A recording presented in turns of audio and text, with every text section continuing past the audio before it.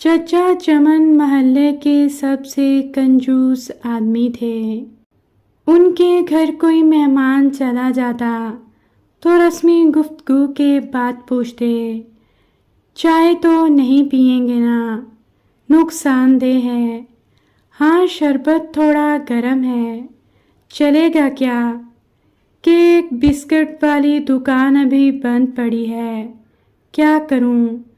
سموسے والا تو ابھی تیل گرم کر رہا ہے، کافی وقت لگے گا، آپ کہاں اتنی دیر بیٹھیں گے؟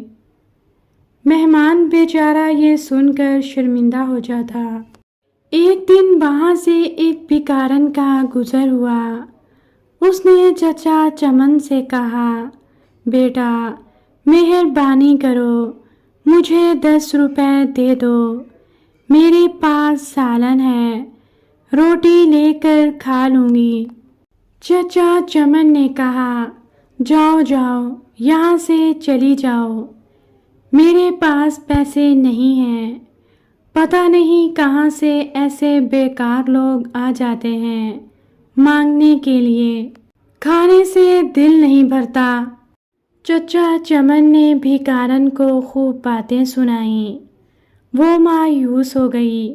آخر اس کی زبان سے بد دعا نکلی، اللہ تمہیں ہمیشہ کھانے سے دور رکھے، تم بھی کچھ کھا نہ سکو۔ چند روز بعد ہی چچا چمن شدید بیمار ہو گئے۔ ان سے کچھ بھی کھایا پیا نہیں جا رہا تھا۔ ان کے گھر والے بہت پریشان تھے۔ ان کا بیٹا انہیں ڈاکٹر کے پاس لے گیا۔ ڈاکٹر نے معدے کا السر تشخیص کیا۔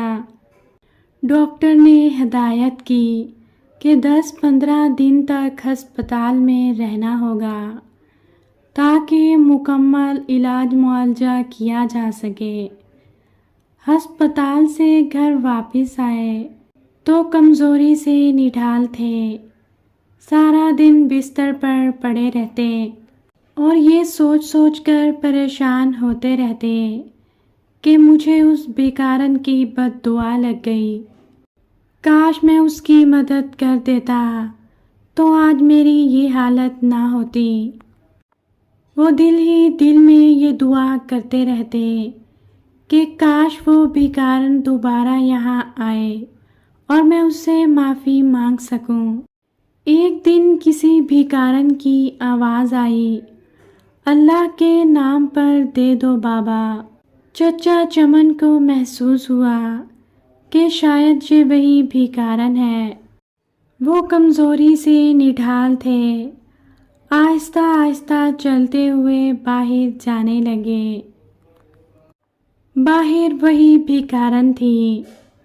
انہوں نے اس سے معافی مانگی اور اسے پیسے دیے۔ بھکارن نے بھی انہیں معاف کر دیا۔ 1 ہفتے کے علاج کے بعد چچا چمن مکمل صحت یاب ہو گئے۔